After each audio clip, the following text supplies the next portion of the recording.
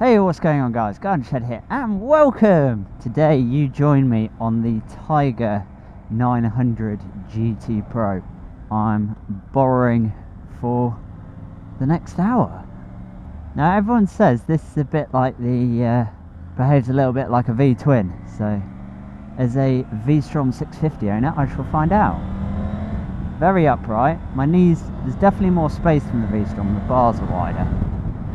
I don't like right near my foot there's an engine bar and I don't like that.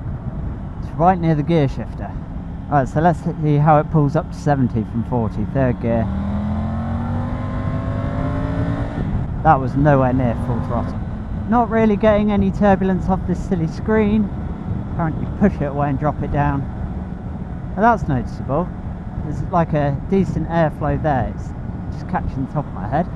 6th gear at 70, it's got loads of poke for overtaking. And I love this wide bar, they're quite low. I actually feel a little bit more leaned over than on my V-Strom.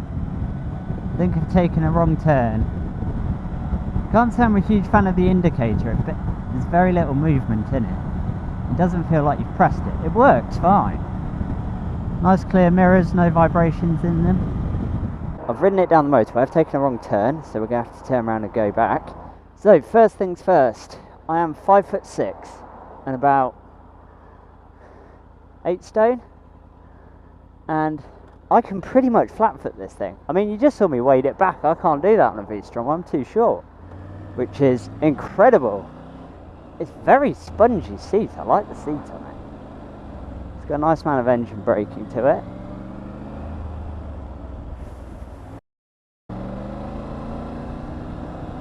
I genuinely thought I was about to have an accident then. It's a very easy bike.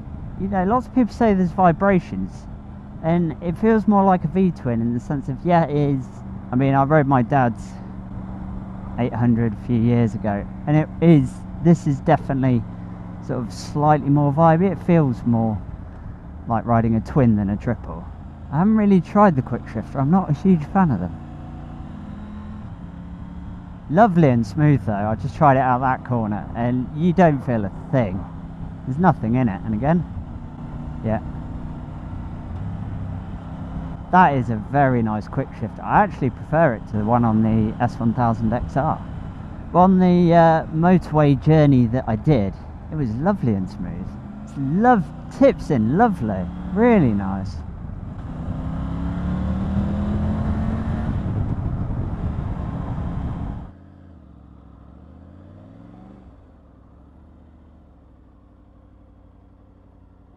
Very easy.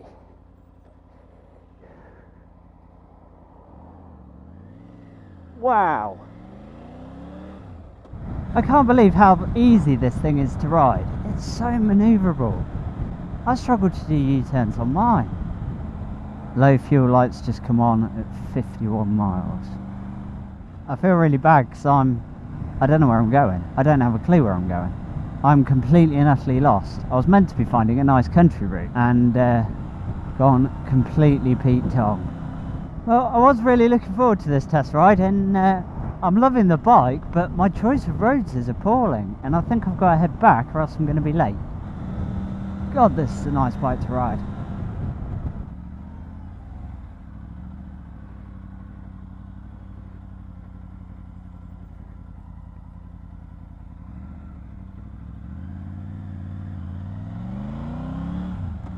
I can't get over how manoeuvrable this bike is.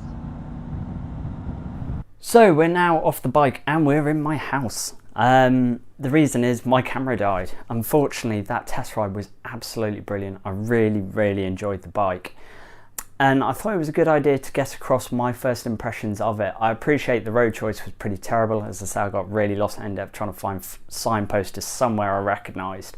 And it didn't really work. I ended up heading main roads towards Northampton, then had to turn round due to running out of time, etc.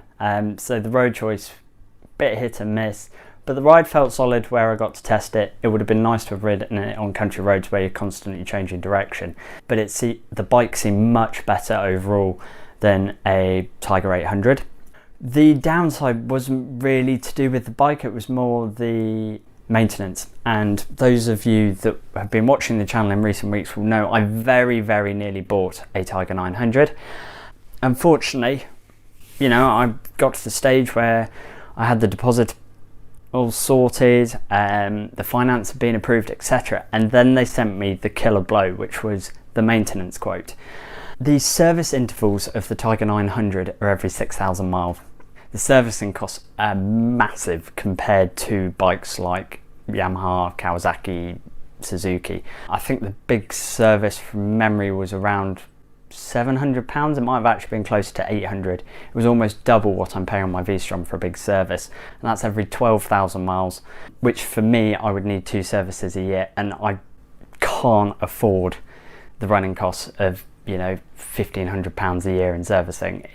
It's crazy. For me, was the only negative of the bike. Apart from, as I say, my foot was catching on the engine guard. I'm size 7 if you want to laugh at it. How I stand up, I don't know, or blow over in the wind, who knows? If I'm having problems with foot space, then I think riders with bigger feet are certainly going to have an issue. But other than that, the bike was absolutely faultless. I really, really enjoyed it.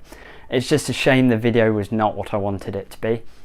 It was purely the finance side of things. I absolutely gel with that bike, as I say in the review. It's incredibly confidence inspiring. It ticks all my boxes. It was low enough that I could flat foot it. I could easily take a pillion on it. It had a little bit more power. They've sort of semi-addressed the maintenance issue. So in the last few days, they have announced the Tiger 850 Sport. I have a bit of an umbrage with this bike. And the reason for that is, ignore all the marketing hype and actually read the specification. They're doing it as a lower entry-level Tiger, etc., which is great, fantastic. I was looking at buying the Tiger 900 base model.